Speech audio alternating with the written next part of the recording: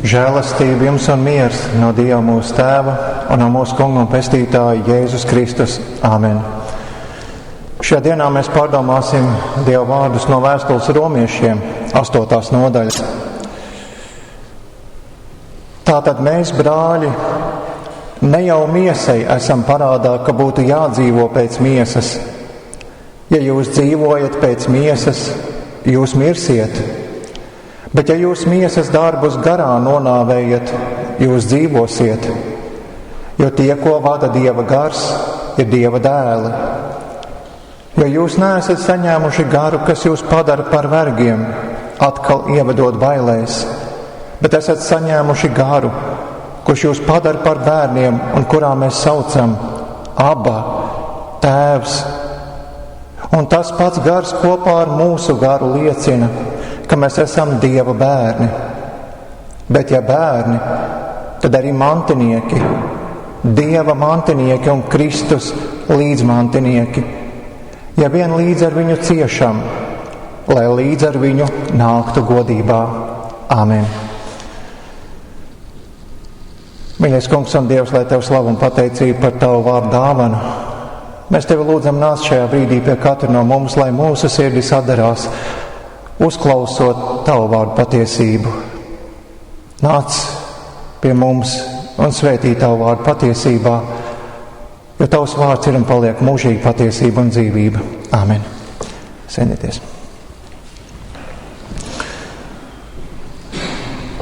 Kā jau jūs dzirdējāt, šodien mēs pārdomāsim Dieva vārdus no apostoļa Pāvila vēstules romiešiem.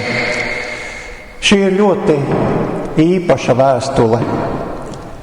Tā ir īpaša ar to, ka tā ir ļoti teoloģiska. Tajā apostols Pāvils nerisina kādas problēmas draudzē, bet šajā Romas draudzē, kurai vēstule ir adresēta, atgādina un māca teoloģiju. Dieva vārda mācības pamatus. Tātad ne filozofiju, ne ētiku, kas toreizējai pasaulē bija labi pazīstamas, bet teoloģiju, kas nenāk no dabas un cilvēku savstarpējo attiecību novērošanas, bet gan no Dieva. Teoloģija ir mācība par Dievu. Tā ir ierastā definīcija. Bet mani šī definīcija īpaši neuzrunā. Tāpēc, ka ja teoloģija ir mācība par Dievu, tad tas vedina domāt, ka cilvēks ir tas, kas apraksta kādas dievišķas realitātes. Tātad centrā ir cilvēks. Bet es vēlētos teoloģiju nosaukt nevis kā mācību par Dievu, bet gan, ka tā ir Dieva mācība par sevi. Nevis mēs kaut kā ar savu grēcīgo prātu aprakstam dievišķās realitātes, bet gan patiesā teoloģijā Dievs mūs iepazīstina ar sevi. Tā ir viņa mācība par sevi, kā arī par to, kā mums skatīties uz sevi un kā mums skatīties uz šo grēkā kritušo pasauli. Teoloģija ir svarīga. Laba teoloģija, kura centrā patur Dievu, ir vēl svarīgāka. Kāds pasaulē populārs mācītājs arī sacīja, ka tad, kad dzīvē ir iestājies miera periods, tad ļoti svarīgi ticīgam cilvēkam ir mācīties teoloģiju. Šīs kristīgās mācības pamatlietas, kuras varbūt kādreiz šķiet tādas sausas un nedzīvas, kā tādi ēdiena apraksti, liekas nevajadzīgas, bet tieši šīs teoloģiskās lietas mums var palīdzēt tad, kad dzīvē iestājas grūti laiki. Kad grūti laiki nāk, tie var satricināt dzīvi tā, ka būs grūti pastāvēt un nostāvēt. Varbūt būs tā, ka šķitīs nu gan viss brūk un jūk. Pie kā tad pieķerties? pie filozofijas, kas uzdod labus jautājumus, bet labas atbildes nedod. Tā uzdod jautājumus par ciešanām, bet mierinājumu nesniedz. Vai grūtā brīdī domā par kādiem ētikas jautājumiem? Kā palīdzēs ētika, ja tu savās ciešanās varbūt jutīsies pavisam viens, un visi cilvēciskie vārdi būs par īsu un netrāpīs mērķī? Šeit var palīdzēt tikai laba teoloģija, kura ved pie Dieva, māca par Dievu un pagodina Dievu. Tā mums iedod pareizās brilles, lai mēs uz savu dzīvi skatītos pareizi. Bet šīs dienas teoloģiskais jautājums ir, kā mums dzīvot pēc tam, kad esam nākuši pie ticības. Ja esam apliecinājuši ticību un ienākuši kristīgajā draudzē, tad jautājums, ko darīt, jeb kā dzīvot tālāk? Vai viss tiešām var būt pa vecam? Daudzi mūsu luterāņu baznīcā ienāk tāpēc, ka vēlas nokristīt savu bērniņu, salauzties vai ir aicināti nākt par krustvecākiem kādam citam bērniņam. Tas jau viss ir labi. Bērnus vajag kristīt, sakārtot savas attiecības Dieva un pasaules priekšā arī ir nepieciešams. Arī krustvecāka pienākumus uzņemties ir labi un svētīgi.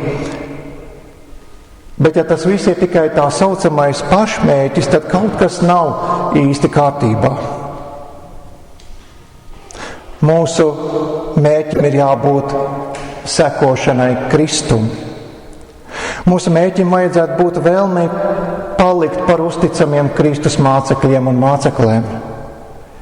Mūsu mērķim vajadzētu būt atjaunotai dzīvei, kurā mācāmies turēt visu, ko Kristus mums ir pavēlējis.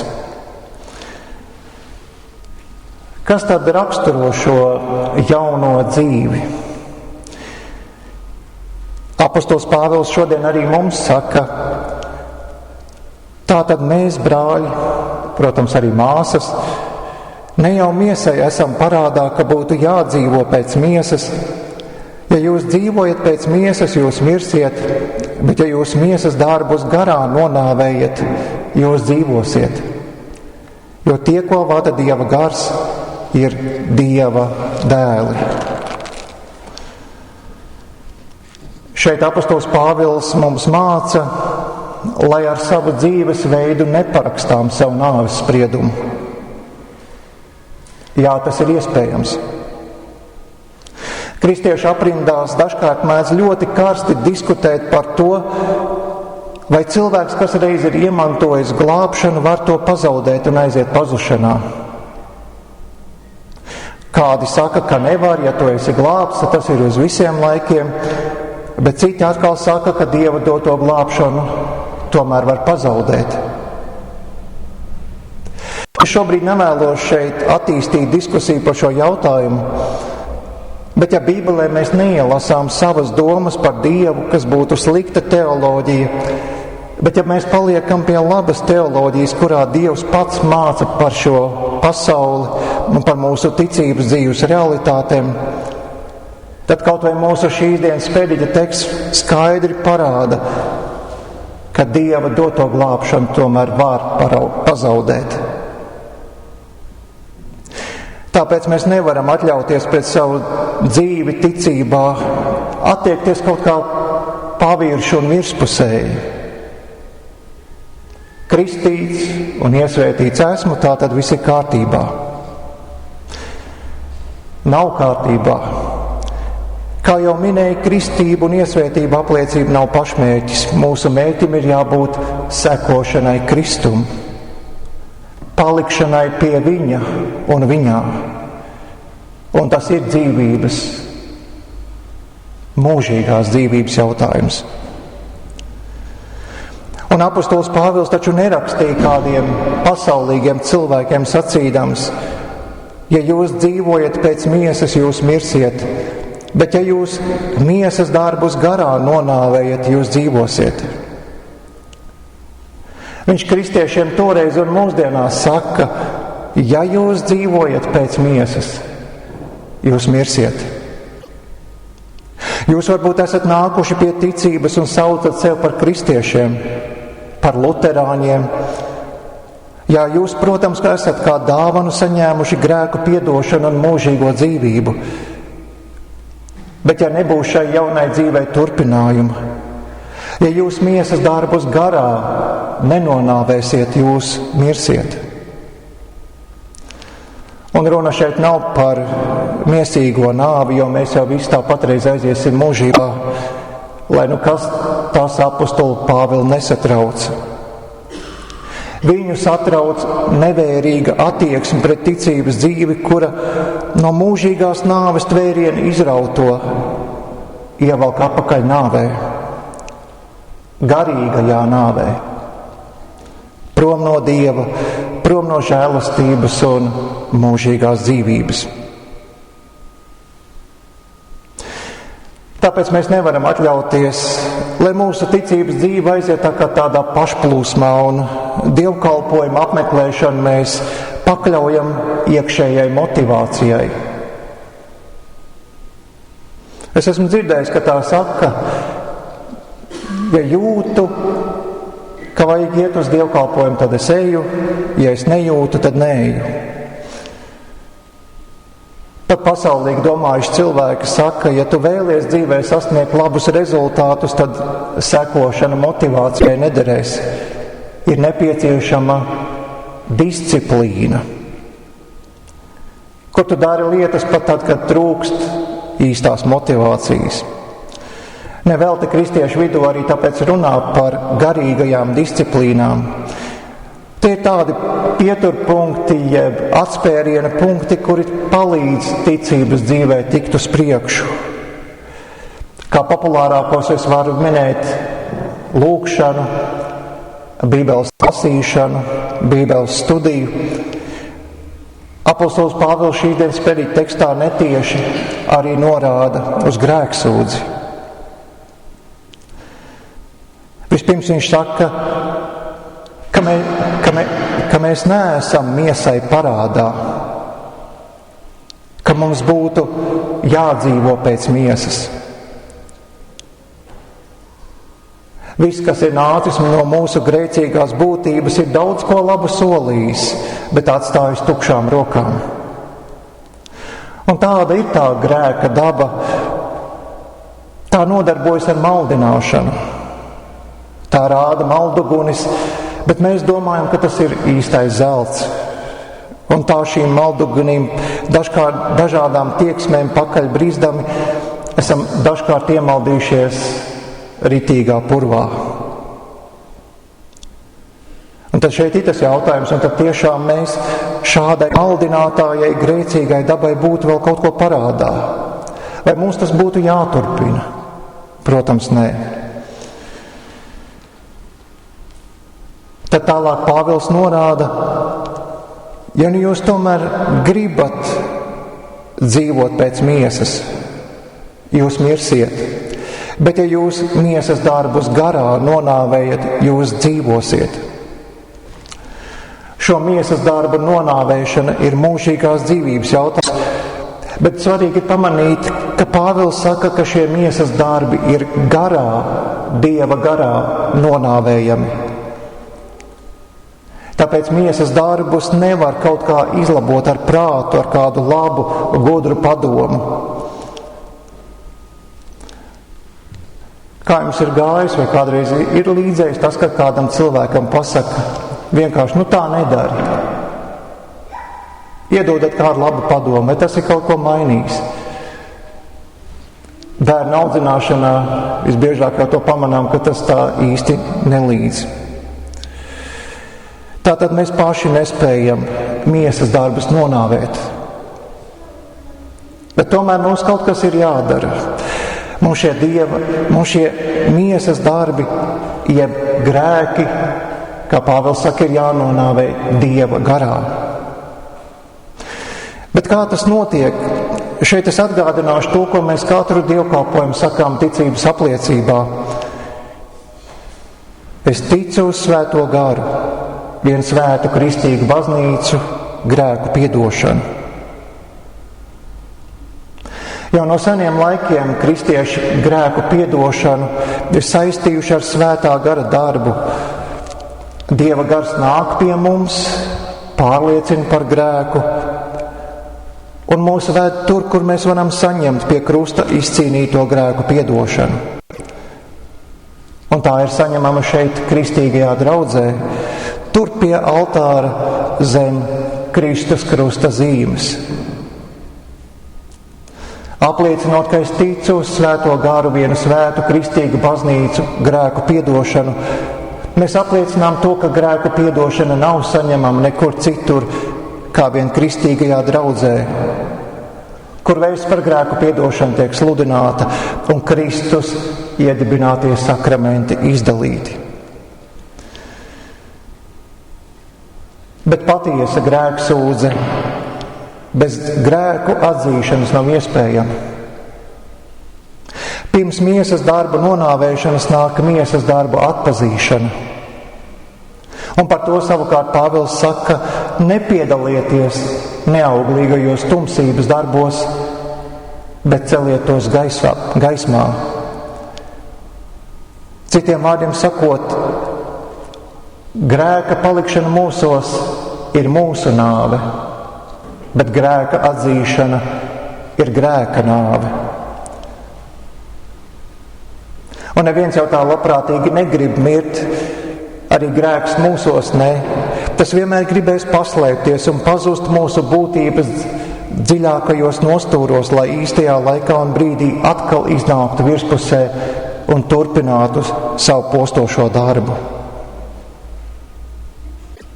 Tas slēpsies un diskutēs, ka patiesībā jau nemaz tāds īsts grēks nav, varbūt tikums. Piemēram, cilvēks saka, es neesmu skaldīgs, es esmu taupīgs. Es neesmu varas kārs, es esmu mērķtiecīgs. Un tā daudzas reizes grēks kā parazīts sēž arī uz kāda laba tikuma un to apgriež kājām gaisā.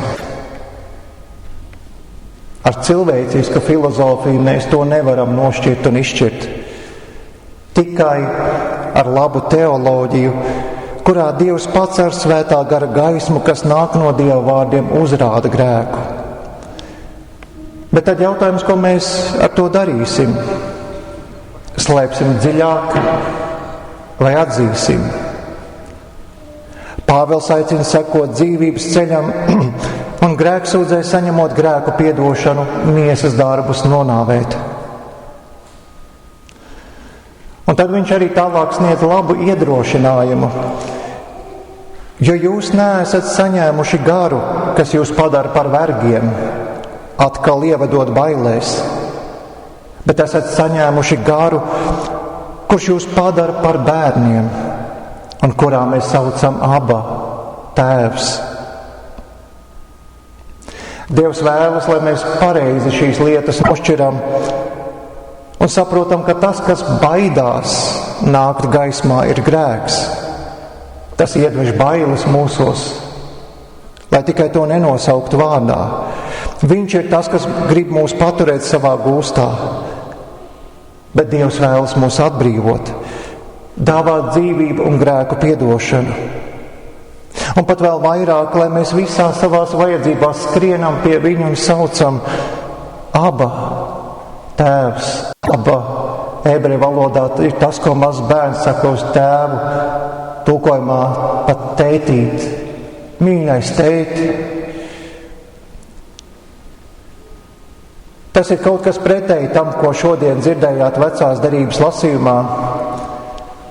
Tur pēc grēkā krišanas Ādams un Ieva slēpās no Dieva, jo grēks ienācis cilvēka būtībā deformēja Dieva vaigu. Dievs bija kļuvis tāds, no kura ir jābaidās, jāizvairās. Bet Dievs sauca Ādamam, kur tu esi? Bet šis jautājums ir plašāks. Kur tu esi savās attiecībās ar Dievu? Kādu tu viņu redzi? Vai tu redzi viņu tādu, ka tu droši vari iet pie viņa sacīt: mīļais Tēvs, es esmu grēkojis, lūk, šie ir mani miesas darbi, piedod man tava mīļā dēla Jēzus Kristus dēļ. Laba teoloģija mums rāda to, kas ir mūsos. Un tas nav nekas tāds, ko mums patiktu uzlūkot. Bet laba teoloģija mums rāda arī to, kas ir Dievā. Viņa nemitīgo vēlmi mūs izglābt mūžīgai dzīvībai. Lai Dievs pats mūs vada ar savu garu, ka mēs paliekam pie labas teoloģijas. Āmen.